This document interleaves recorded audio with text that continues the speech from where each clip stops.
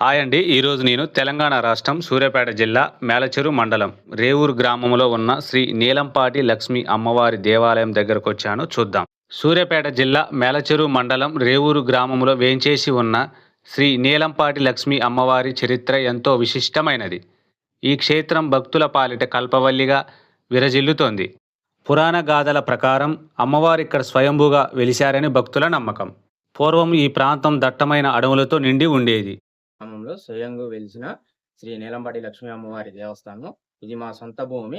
నా కల్లో నా స్వప్నంలో కనబడి నేను ఇక్కడ నేనున్నా చూడండి మీరు అని చెప్పి నా స్వప్నంలో కనబడి నాకు దర్శనం ఇచ్చినాకే మేము ఇక్కడ నిలబెట్టడం జరిగింది.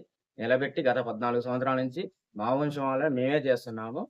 అన్ని మంచిగా జరుగుతున్నాయి. ప్రతి సంవత్సరం బహుళ పంచమి నాడు రంగరంగ వైభవంగా కోలాటంతో జాతర నిర్వహించబడుతుంది. అన్నదాన కార్యక్రమాలు అన్ని జరుగుతాయి. ప్రతి శుక్రవారం ఆదివారం ప్రత్యేక పూజలు నిర్వహించడం జరుగుతుంది. ఇక్కడ సంతానం లేని వాళ్ళు వచ్చి మొక్కుకుంటే వాళ్ళకి సంతానం కలిగించి అన్ని మంచిగా జరుగుతున్నాయి. ఈ అమ్మవారిని నీలంపాటి వారు తమ ఇంటి దేవతగా కొలుస్తారు. అందుకే ఈమెకు నీలంపాటి లక్ష్మి అమ్మవారు అని పేరు స్థిరపడింది. జాతర సమయంలో భక్తులు అమ్మవారికి బోనాలు సమర్పించి తమ కోరికలు తీర్చమని మొక్కుకుంటారు. సంతానం లేనివారు, వివాహం ఆలస్యమవుతున్నవారు ఇక్కడికి వచ్చి అమ్మవారిని దర్శించుకుంటే శుభం జరుగుతుందని నమ్ముతారు. ప్రతి ఏటా ఇక్కడ జరిగే జాతర అత్యంత వైభవంగా జరుగుతుంది. ఇక్కడ సూర్యాపేట జిల్లా మేలచెరు మండలం రేవూరు గ్రామం అనే మా ఊర్లో శ్రీ లక్ష్మీ అమ్మవారు, శ్రీ నీలంపాటి శ్రీ లక్ష్మీ అమ్మవారు వెలవటం జరిగింది. ప్రతి సంవత్సరం కూడా జాతర జరుగుతుంది.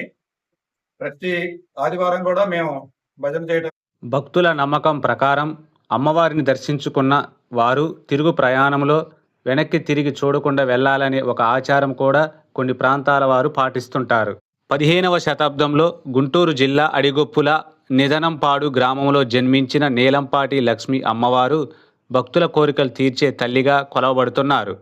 రేవూరులోని ఈ ఆలయం అమ్మవారికి అంకితం చేయబడిన ముఖ్యమైన ఉపక్షేత్రాలలో ఒకటి. సంతానం లేని వారు ఈ అమ్మవారిని దర్శించుకుంటే సంతాన ప్రాప్తి కలుగుతుందని భక్తుల బలమైన నమ్మకం. అలాగే కొత్తగా కొన్న వాహనాలకు ఇక్కడ పూజలు చేయించడం వల్ల ప్రమాదాలు జరగవని స్థానికులు నమ్ముతారు. ఈ అమ్మవారిని గ్రామ ప్రజలు ఎంతో భక్తితో పూజిస్తారు. పూర్వకాలంలో గ్రామంలో వచ్చిన వ్యాధులు, కష్టాలు తొలగించేందుకు అమ్మవారిని ప్రతిష్ఠించినట్లు స్థానిక పురాణం చెబుతుంది. ప్రతి సంవత్సరం జాతర ఘనంగా నిర్వహిస్తారు. బోనాలు, ప్రత్యేక పూజలు, అర్చనలు నిర్వహిస్తారు. సమీప గ్రామాల నుంచి కూడా భక్తులు పెద్ద సంఖ్యలో హాజరవుతారు. అమ్మవారిని మనసారా ప్రార్థిస్తే కోరికలు నెరవేరుతాయని విశ్వాసం. పంటల అభివృద్ధి, కుటుంబ శాంతి కోసం ప్రత్యేకంగా మొక్కులు పెట్టుకుంటారు. ఆలయం సంప్రదాయ గ్రామీణ శైలిలో నిర్మించబడింది. ఆలయ ప్రాంగణంలో పాత వృక్షాలు, నాగబండలు కూడా ఉంటాయి. ప్రతి సంవత్సరం చైత్ర మాసం లేదా శ్రావణ మాసంలో జాతర నిర్వహిస్తారు. గ్రామ సంప్రదాయం ప్రకారం తేదీలు మార్చవచ్చు. బోనాలు, పాలాభిషేకం, కుంకుమార్చనలు నిర్వహిస్తారు. మొక్కులు తీర్చుకునే భక్తులు ప్రత్యేకంగా నైవేద్యాలు సమర్పిస్తారు. జాతర సమయంలో సాంస్కృతిక కార్యక్రమాలు, అన్నదానం నిర్వహించడం ఆనవాయితీ. అమ్మవారిని గ్రామ రక్షక దేవతగా భావిస్తారు. ఇటీవలి సంవత్సరాలలో భక్తుల సంఖ్య పెరిగింది. సమీప గ్రామాల నుండే కాకుండా ఇతర మండలాల నుండి కూడా భక్తులు వస్తున్నారు. నా వీడియో నచ్చిన వాళ్ళు లైక్ చేయండి, షేర్ చేయండి, సబ్స్క్రైబ్ చేయండి, బెల్ బటన్ నొక్కండి.